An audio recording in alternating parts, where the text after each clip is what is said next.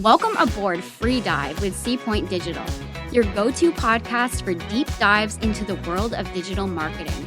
I'm Kristy. And I'm Anna-Lynn. Your hosts navigating through the currents of growth, strategy, and innovation in the digital realm. We're going to talk. We're going to laugh. It's going to be a good time. Let's dive in. Here we are again on the Free Dive podcast. And we're just gonna hack our way through this one. So today, expectations. I always like to temper expectations because that just feels fair. So you're gonna love this one. Love it. Top-notch quality. Today is special because we have my guest host Anna-Lynn, and we have Deb. We've had Deb a couple times, but we've never had Dan on the podcast. So welcome, Dan, for one. And we've got the quad of besties on the podcast today. So this is very exciting. So today we're talking about how horrible it is to be friends working remote from each other. We are forced to be in a long-distance relationship. Yeah. And how terrible that is. It is. So we're going to talk about it.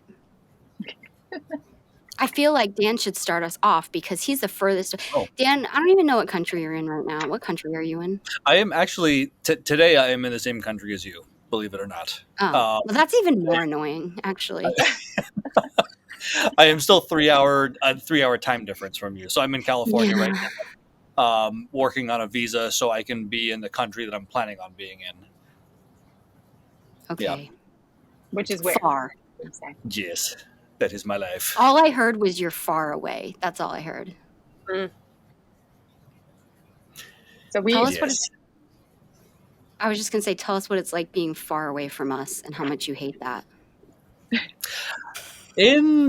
So I've been to the office a couple of times, mostly after COVID, because COVID just kind of messed everything up.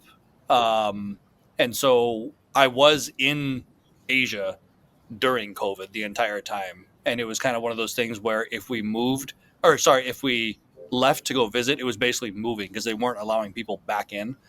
So that actually was hard being remote then because I wanted to be around everybody and just, like the time difference there was ridiculous. It was like 13 hours.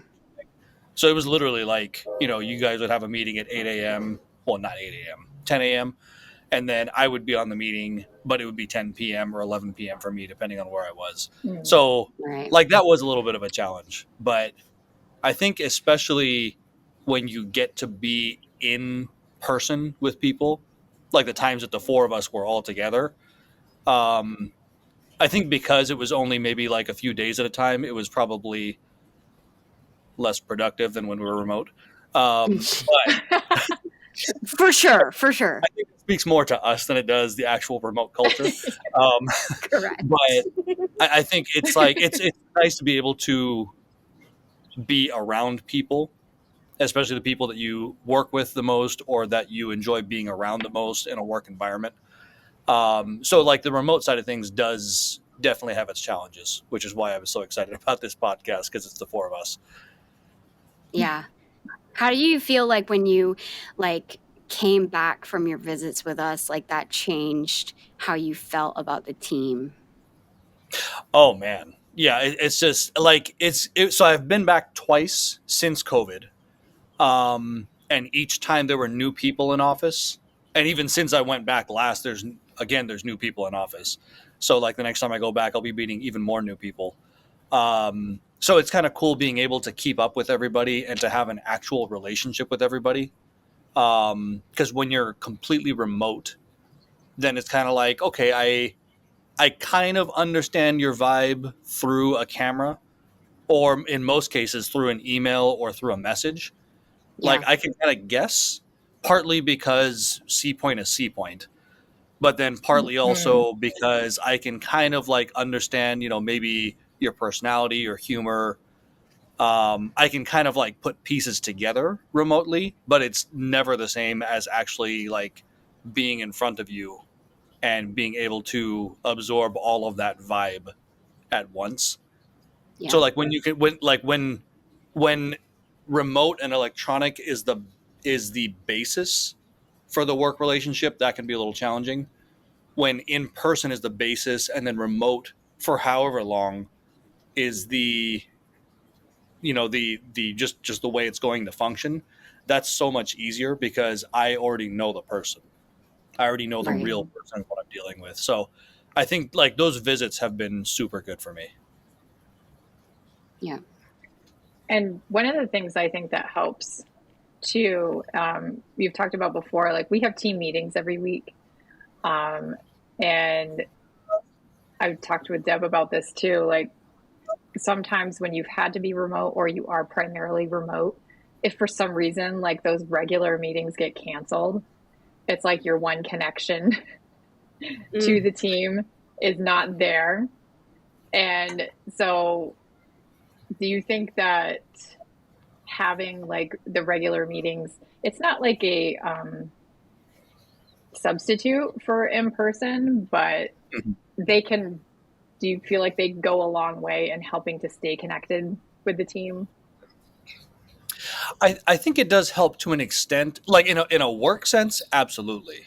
And I think I Mm, also understand why we would cancel them from time to time if there's just not big enough or pressing enough of an agenda. Then it's kind of like, why are we all stopping just so we can get on? And even as a remote worker, I feel that way too sometimes.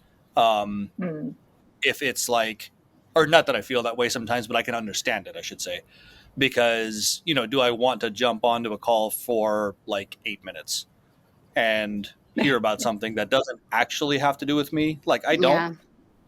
So I can understand that part of it, but I think with the like if we went like an entire month doing that, that would be kind of hard. Um, mm, I think just like occasionally canceling, like it's just necessary. It's more productive yeah. that way. So I can kind of Yeah. understand that. But it like ever since I've been able to join those meetings, it has been so much easier to connect my work with everybody else's work. So that is a great Mm, thing now. Yeah. And I was thinking too, on a side point, like there's the big team meetings, but then there's different departments, different people that work together that we set up our own meetings. Like Dan and I have recently done with Adrian and Kevin. Like we all work on analytics, which on its own can be a very isolated um, department to work in. It's just you and spreadsheets and numbers and reports and things. So we're like, we Yeah. need a meeting. We need to all be able to get together and talk. Mm-hmm. And those are not 8-minute meetings. But No, they're they're super valuable to have better understandings of each other's jobs and just to have that, like, you're working together like you would be in office, but you're not in office. You don't have the commute. And that's Yeah. yeah. been super helpful in keeping like the group feeling still connected, even though we're so far away from each other. Yeah. And one of the things that you do when you're in person is you don't talk only about work stuff. Like there's a lot of conversation about, what you're doing outside of work or just normal talk. It's not Mm-hmm. all directly related to furthering a project or, you're sharing a meal together or you're doing something. So sometimes Yes. one of the things that I think is really important to do is if you are having to be remote or you are remote to make it work is to have those kind of meetings that are kind of a hybrid of, yeah, we're going to talk about work stuff. We're going to get there. But everybody gets on at lunchtime. We're all eating together and we're talking and we're just reconnecting on a basic, human level, friend Mm. level. And then, it segues into, oh, okay, let's get around to talking about this now. It's funny because this whole podcast is the result of that. Yeah. Yeah. From this morning, Anna-Lynn and I were meeting on to discuss a project, and then I had a question for Dan, so he hopped in, and then we're like, "Hey, Kristy, what are you doing?" And then we started talking. We need to do a podcast together, and that was all like 2 hours ago. And that's just kind Yeah. of how things snowball Yep. when we don't feel like, oh nope, the communication, the meeting has to only be about the topic at hand, and especially I know like for Anna-Lynn and I, we spend our days at home with our children. So having the adult connection as well is nice, because we're at home with 12-year-olds to deal as our only contact for during the day, which is wonderful. And that's why we're appreciative of the remote option, but it also takes a different brain power for that versus this. So you got to kind of fuel both sides. You need to talk to adults sometimes. Yeah. So Deb, how do you feel like the remote option has benefited you? The remote option is really the only reason I was able to take this job in the first place. I was at a point where I really I needed to go back to work and do something again. But after COVID, we had started homeschooling, and circumstances were such that I wanted to continue homeschooling. So to do that and have to work around, like to find a job. I also live far away from everything. I'm at least a 25 minute drive from everything. So to find something that would have a schedule that would allow me to still keep my daughter, or even if I put her in school, trying to find work within those 6 hours plus commute time, I wouldn't have been able to do it. So the fact that C Point and Bill has been so flexible with come in when you can, get your work done from home if you need to, like any hybrid of that is great as long as the work's getting done. The fact that Haley, my daughter, comes with me to work when I go, and she's got a little desk. She does her schoolwork.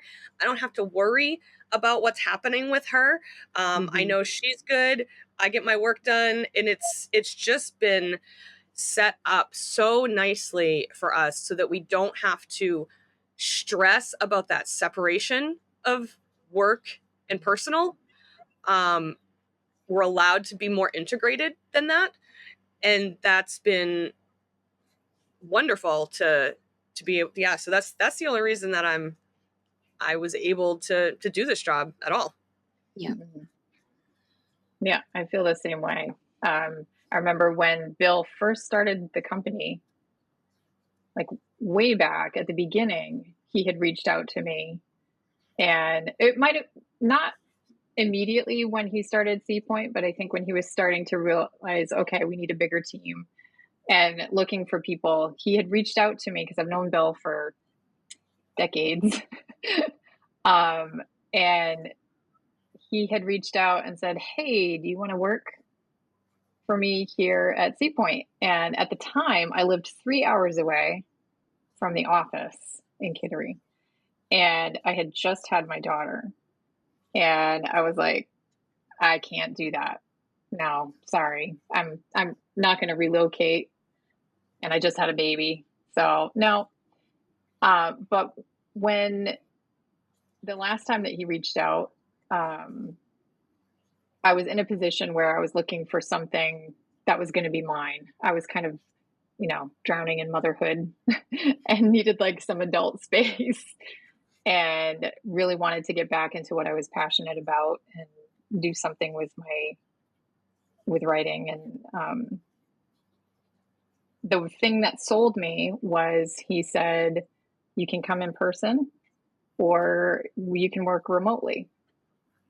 And I had like a list of things that I was like, well, this has to happen. If you want me to work for you, I have to be able to, like, if I do come in office, can my daughter come with me? Are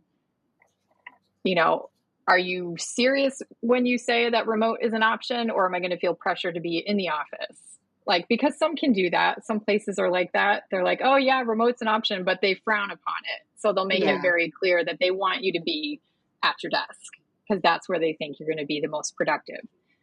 But I feel like that's a mistake when you take a look at moms, especially because we're productive everywhere. And Bill was just like, he measures productivity by, what gets done. It's not how many hours you're behind a desk. It's, are you getting your projects done? Are you hitting your deadline? And he's like, you can do that wherever you are. You can do it here in the office. And he would stress, like we were talking with Dan about, getting in person when you can, just to make those connections, because those can kind of sustain you when you are isolated and remote and away from everybody, and can help you not to feel so much like you're on an island.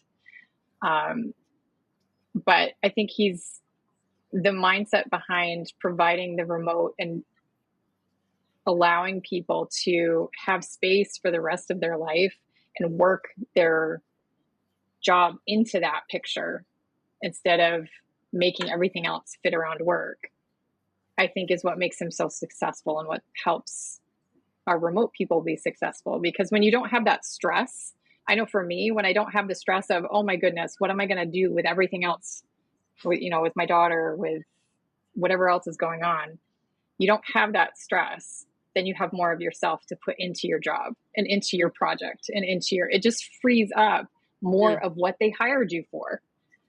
So it just seems like a no-brainer. And I don't understand the, you know, push that some companies are making now to just demand that their workers be in office and be like, that is the only way we want you. I don't understand it. I don't get it. I think it's a lack of trust in work ethic, maybe. It could be. And I do feel like in some cases that's probably valid. Not everybody is going to be, you know, diligent about how they are counting their hours or, you know, logging in and logging off. And there does have to be a level of trustworthiness, I think, for it to be successful. Yeah, I've So, seen so many of those memes about people making sure their mouse is always moving so their boss knows that they're online. Like, have you seen right. those? Like, I feel like it's stuff like that. Yeah. Some people make it, you know, give remote a bad name for sure. Yeah. And companies do have to, like, they have to look out for that. Like, that is a concern. It's a valid concern. But we're fortunate that Bill doesn't babysit us. well, he doesn't need to either. He doesn't need to. I don't know if it's just because he's a good judge of character, or he has, you know, we'll have to. I mean, the evidence is in the work. Exactly. That's the thing. Like, he monitors, like, he's able to look at our timesheets and be like, he knows how long these projects are supposed to take. And there's nobody who's like, wow, they took 8 hours to write 2 display ads. Like, what's going on? You know, there's a level of trust that goes both ways in the company that, and, you know, we don't have anybody here who's abusing that, but that's not the case everywhere either, too. You know, I'm sure bigger corporations, there's plenty of dishonest people in the world. Yeah, it's harder to monitor. And some feel that the only way to, like, really police it is to be able to physically see these people in front of you doing the work. You know, and then they know they're getting their money's worth, or they're getting what they're paying for. Yeah. So I get it. It's icky, but I do think, though, that there's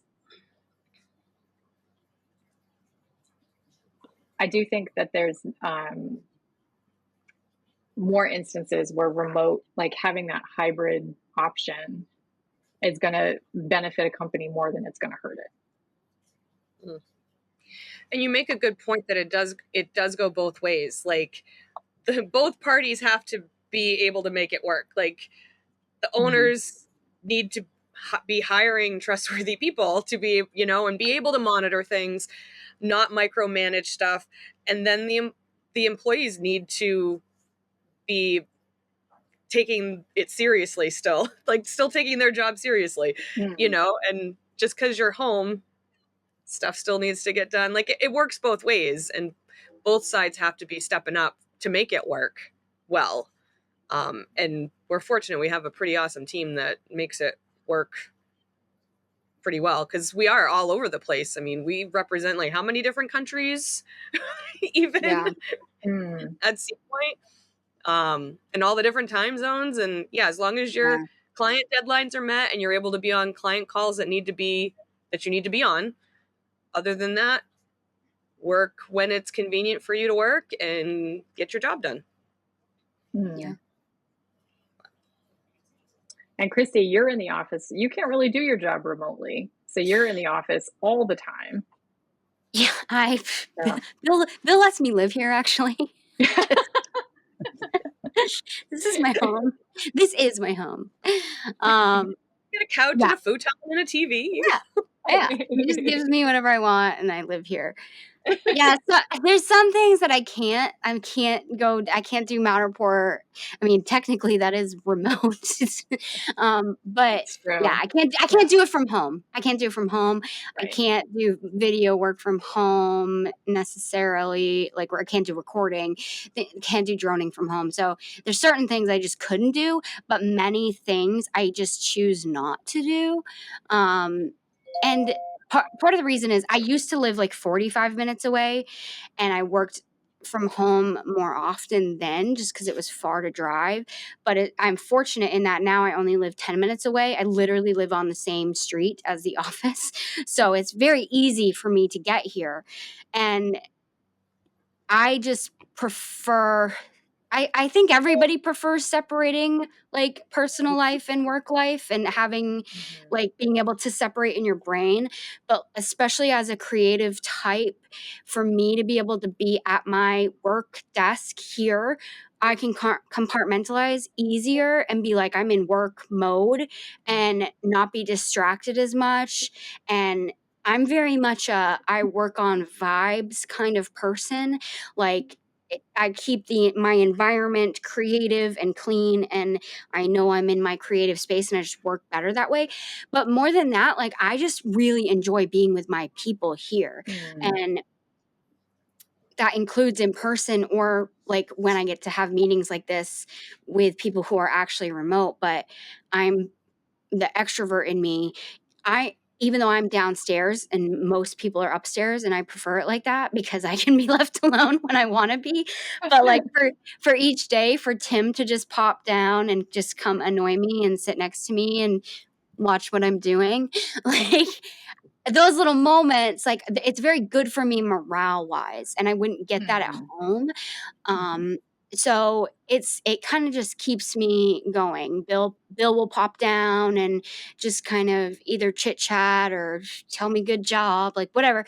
Like that kind of stuff fuels me. So it's both. I get alone time to focus, but I also get like the comfort and emotional support of my people. So the times where like everybody's here, like really I love, but then the times when like almost no one's here is good for me too, because I'm just like in my work space. So I bully people a little bit to be like, please come on Tuesdays because I need you.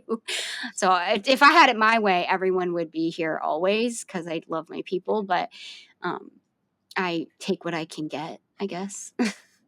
I think it's true too. Like I think about, I live about 40 minutes from the office, so it is a little bit more of a commute. And so it's not always workable to be there every day. I have, though, I've found that I've tried to be more in person when life lets me, because of that collaboration and being able to see everybody. And like, as a creative person, like being down there working with you or across the room from you, and Deb, and when we're all in, when I'm in person, like those might not be the days that I get a lot of writing done or a lot of editing done.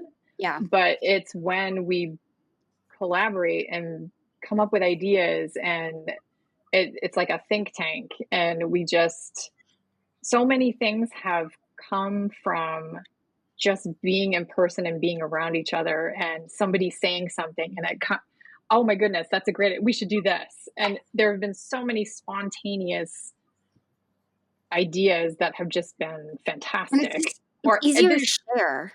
And easier to share. And so in person is, I think, essential when you live close enough to do either or, do the in-person or the remote, and you have both options. I think it is important to, keep that connection and to be in there a couple times a month or however often you can be for that collaborative spirit and just that reinfusion of feeling that you are part of something. And if you are 100% remote out of necessity, I think being intentional about creating those experiences that feel like an in-person experience, like being spontaneous about, hey, jump on a call with me. What are you doing right now? Let's just catch up for a few minutes, and just talk about what you're working on, or Mm-hmm. remembering that there are people there. You're not working by yourself. You're not alone. Mm-hmm. And not waiting to have a scheduled meeting Yeah. about a certain topic, Yeah. because that's not how the in-person works. You're not, I will sit down with you in 10 minutes and let's talk. You don't, at least not in our office. That's not what we do. I feel like Dan is very good at that. I think Yeah. Dan's very good at that. What has worked well for you, Dan, being completely remote? No, I was kind of thinking about that, and I think that kind of goes back to the being in person thing whenever you can be, because like when you are in person with people, you understand the relationship with the person and that they actually want to like have a moment with you. They want you to be a part of their work. And I think when you're remote for long enough, or if you don't know the people in person, you can kind of get into this I guess I don't know if it's a trap or like it's kind of like it's a concern where you don't want to bother people, Yeah. and you start to view yourself as like, oh, I'm just like, this needy remote worker that has no like work friends, and that's why he's calling me right now, and I'm in the middle of a project. Like that's what goes through your head sometimes Yeah. when you want to call somebody, or when you want to, like we'll have an email chain of like 20 emails, and I'm like, wouldn't this be easier with a call? Maybe everybody is too busy for that. And so then you're just kind of like, oh, like, yeah, I kind of needed like human work connections, but I'm not going to do that because everybody's too busy. That's why we're emailing. So it's like, if you don't understand the people that you're working with, then that does make it a huge challenge. And I think that's kind of why I've tried to, I mean, like personally for my own sake, for my own sanity, like working sometimes, it's like I be just being able to have a call with people and having those moments of, like, hey, the first 15 minutes of this call is just absolute utter nonsense. And it's just that's just there's something just Yeah. very healing about that for a remote worker, where Bonding. it's just okay. Yeah, exactly. Yeah. It's bonding because you're reconnecting with people, but then it's also like I don't feel like I'm burning your daylight when I'm on this Mhm. call with you. Like you Mm-hmm. guys are actually happy to be there, and you're happy to participate and contribute to the team building nonsense that we do. And it's like when we do that, then it's just like, okay, like yeah, we're still friends. Like we're countries apart, we're hours apart in time difference, but it Yeah. doesn't matter because it's like we're still a team. And so that's like a Yeah. really cool Mhm. feeling to be able to just know I can just reach out to people and do that. Yeah, I've made a point personally, like anytime Bill hires someone new that's far away, to try in the beginning to like reach out to them at least once, if not more. Like when Adrian started, like I would message him a lot and just be like, "How's it going? Like, are you doing okay? Like, you fitting in okay?" Like that kind of thing. And then like just this morning, Kevin messaged me just the most adorable message about our podcast and listening to it. And just like how it's been his way of getting to know us because we've never met in person yet. And just like it's his way of like seeing us and getting to know our personalities. I just loved, and like he then immediately felt comfortable to roast me like and make fun of me, and I loved that. I was just like, see, look at these new ways we're creating to just become besties, like so yeah, things like that. Yeah, I think I know when I've had to I haven't been able to be in office for a while now. And it can be so easy, I think, for remote people to feel like they're not essential. Yeah. Like the office is still running. I'm not physically there, but it's still in motion. Things are still happening. Decisions are being made. Yeah. I'm not visible. And you kind of can start to get this mindset, I'm out of sight. Am I out of their minds as well? Like, You am work I here? right? Oh, you're working? Are you? So you can start to feel like you're kind of on the periphery and you're not really part of what is keeping the agency going, or you're not really important, or you're not vital and essential. And how many synonyms am I going to use? And you can just get that, you can start to get that mental creep where you start doubting your usefulness. And I think that's really dangerous. And I think that's really why it's important when you are remote, either out of necessity or temporarily, to make sure that you're still connecting with your team and making sure that you have those moments. Because if you start feeling that, it just can create this dialogue that maybe doesn't even exist, but it becomes your reality, and it can color your work and what you're producing. So you have to be really vigilant about how you do it and making sure you stay connected, I think.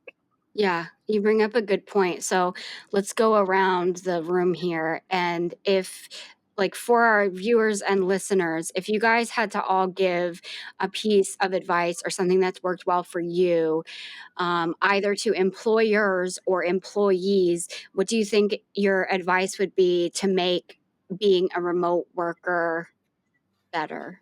Let's start with Deb.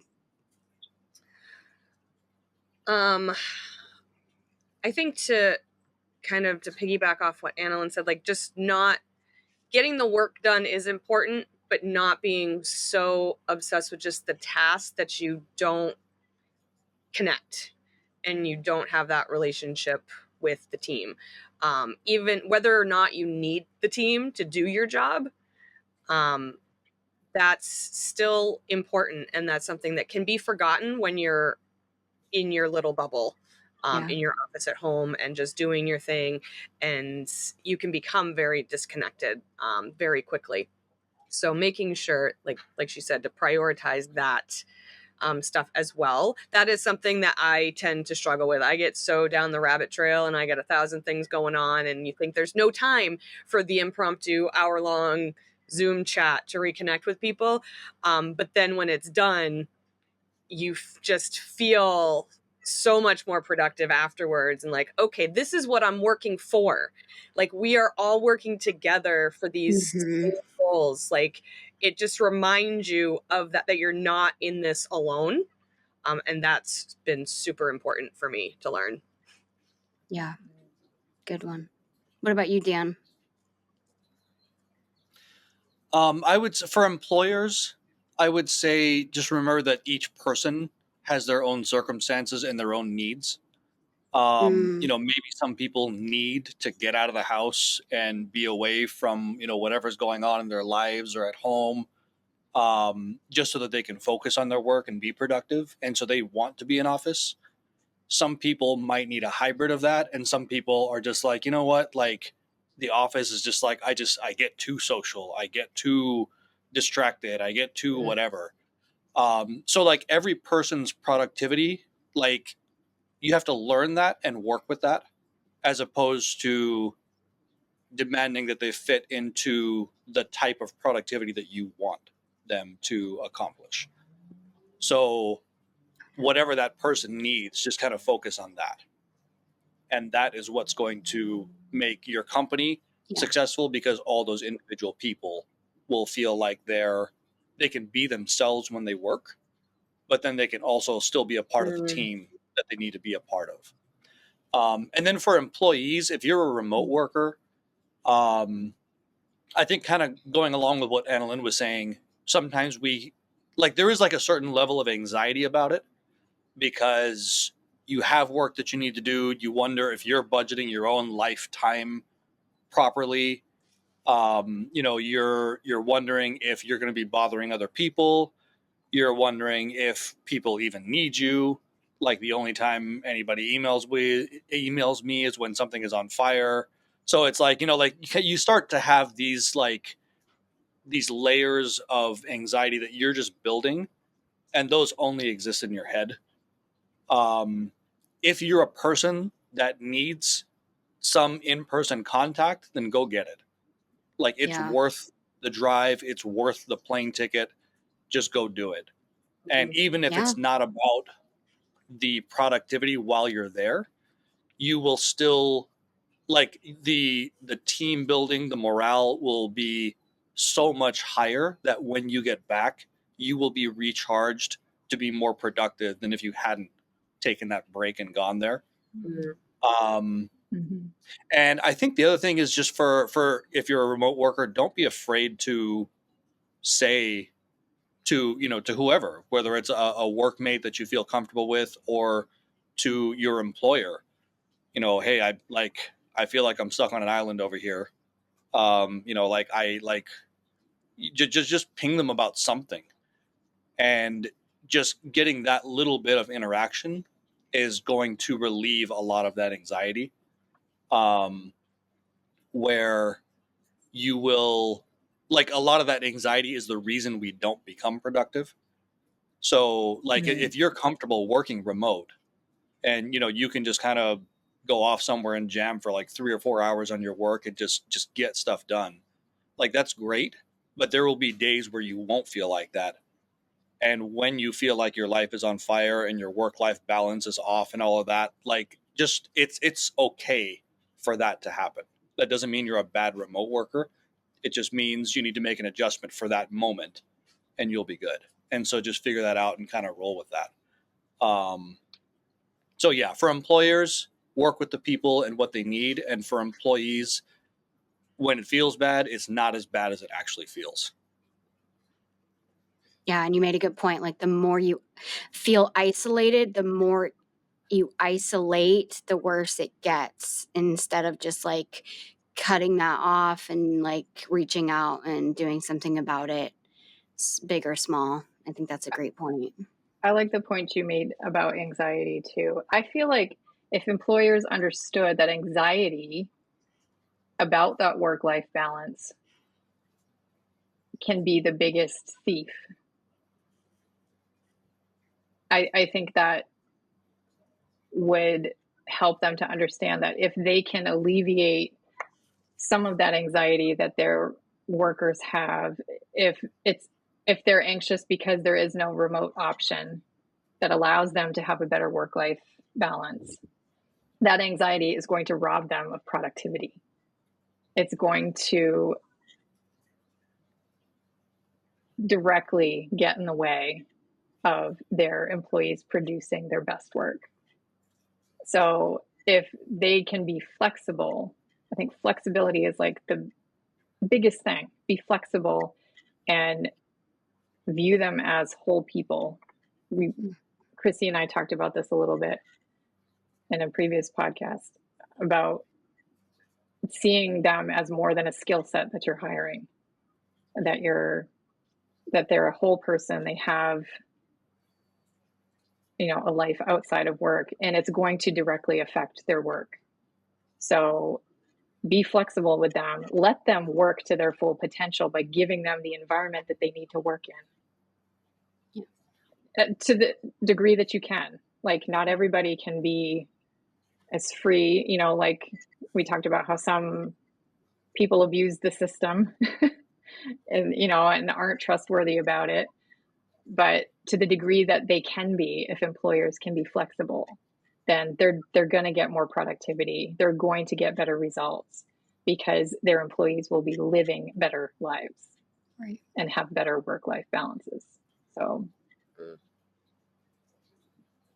yeah. For me, I would say, I think it's really important to remember to be a team player on your team and kind of remember that like everyone's kind of in it together. So keeping your eyes open to opportunities to like to Dan's point, like reach out, but also like spend part of your week at the beginning of the week and checking in with other people is so helpful. When people do that for me, it's so helpful. It doesn't have to be anything lengthy, just someone that you haven't heard from in a bit, like, hey, just thinking of you, missing you, so that it doesn't become, oh, do you still even work here? No one wants to feel like that. That's the worst. And so when you haven't connected in a bit, just thinking of you, you need anything, how's it going? Briefly, it doesn't have to be an extensive hour call.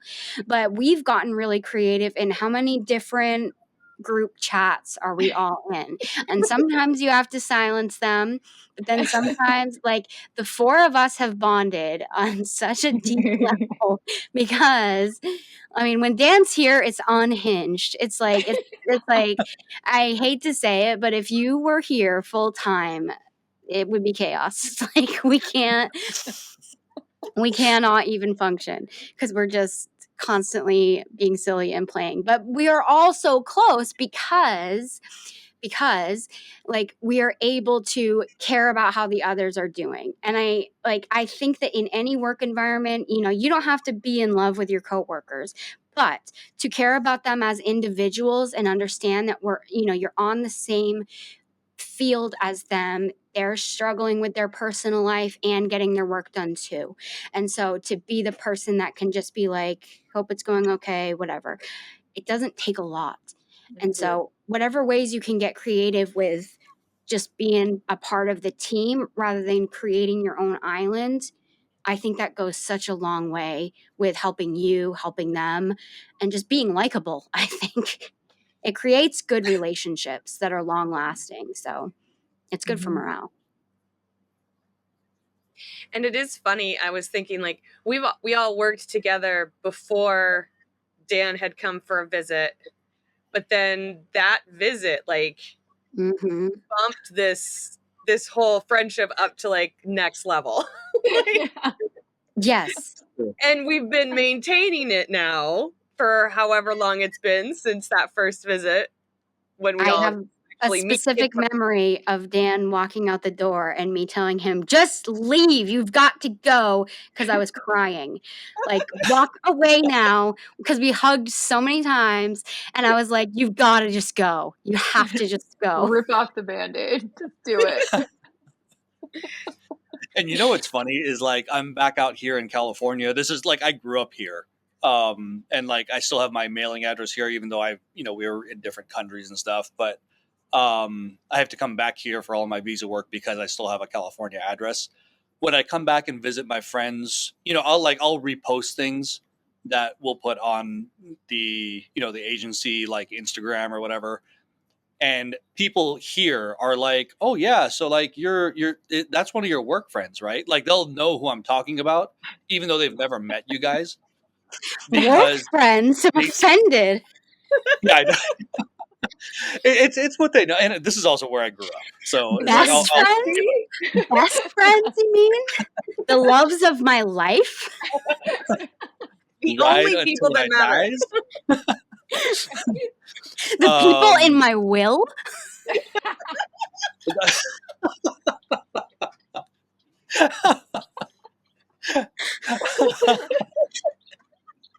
For anybody watching this is literally what we do for like the first 15 minutes of our calls, and then after that, 15. like, yeah, I guess Dan, do not lie. You and I have had a creative meeting that lasted 3.5 hours. This is true. I remember that, and we did get stuff done. So that's the thing. It's like we did get stuff done. Like we're not going to talk about the percentages, but we did get stuff done. But yeah, so like if you're watching this, like this is exactly what your remote people should feel like. This is what it should feel like. If it doesn't feel like this, then you have some adjustments to make in the remote worker environment. That part you of can your get work. there. You can do better. You can do better. When you know better, you do better. That's right. There you go. That sounded You a lot want nicer. this. Yeah. You can get in on your coworker's will is the point you should leave this podcast with. If that's not the level you're at, What are you keep even going. doing? Right. You're wasting time. Like, Just kidding. kind of. Honestly. The best part about it is like I love you guys. there'll be times where this will like cut in and out, and so I have to fake like I'm like, oh yeah, I know exactly what they're laughing about. Oh my gosh. You know what? It's always funny, so you don't even have to worry. Oh, that's why I'm not. You'd be laughing. You always agree. It's always funny, so There you go. don't worry about it. There you go. Concluding comments, my friends. It's all about the team. Work culture is just as important as the work itself. And if you don't think so, then you're not operating at the capacity you could be. True. And neither are your employees. Mic If drop. you're right gonna be their world away from their family, their life outside of work, then you need to make it a good one, or they're not going to give you their best. It's that simple. Yep. Well, I want to use the conclusion of this podcast to announce a special secret announcement that Dan is actually moving to Maine next week. Californians need a visa for Maine. Surprise! That's why that's what I'm working on. It's like a different This is country also- out there. This is also a surprise to Dan. I know that. But I wanted to announce it to the entire world on this podcast so that everyone, including Dan, would know. And would start trying to make that happen. Make sure you tell your wife. I will let her know. Yes. Like we always say, I get what I want. Always. Do not listen. Tim knows by now. I told him today. I was like, we're going on the boat today. And he was like, how about Thursday? And I was like, how about you do what I say and we go now? See what she I has can't to actually deal tell, with but, when you're like, not right here, now, Dan. I am putting the crown on Kristy's head. Thank you. Queen, Thank you. Queen. See? Thank you. It's not even a question. We go when I say we go. We're going. See, Tim should be on this call so he can see like how it's supposed to go. You know what it is? Number one, I don't think he listens to these podcasts, so it's fine. I can talk about him. And number two, I would even if he did. And number three, I think it's because he's afraid I'm going to catch a bigger fish than him. And so it's kind of like, I'm going to take my Barbie fishing pole and I'm going to catch just like this 3-foot bass. And he's going to be like, this sucks that she did that. I'm not a man. Yeah. He's been fishing his whole life. This is my first time fishing with a Barbie fishing rod.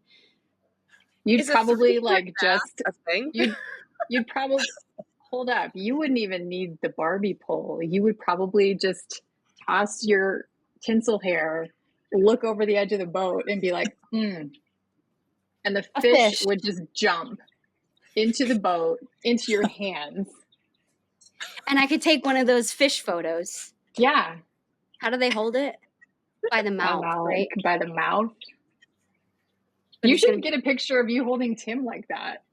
Be like, Tim, this is the only And we fishing are picture you officially need. derailed. Yeah. I have ruined this podcast. I'm so sorry. Yeah, watch this be the one he listens to. He has listened to the whole episode to get to this point, and I don't believe he will. But if he does, I love you so much, Tim. Love you, bestie. Anyway, that's the Free Dive podcast. Thanks for being here with our nonsense. We're going to have to do the four of us again. Yes. What Oh, else? for What sure. can you do? Agreed. So if you're listening and didn't like it, sorry, like our regrets, but obviously you did. So congrats. Like, If anyone's listening to this point, then they're finding some entertainment value in it. yeah, of course they are. Okay, everyone say goodbye now. Say goodbye, say goodbye, say goodbye. Bye. Thanks for being here. Till next time. It's the end. No, it's not. There's more. There's always more. Don't be sad. You can catch our full video interviews on our YouTube channel. Come find us. And don't forget to subscribe, like, and share with your friends so that we're not sad. And follow us on TikTok. And Instagram. It'll make your day happier, promise. And we'll know if you do it. Until next time.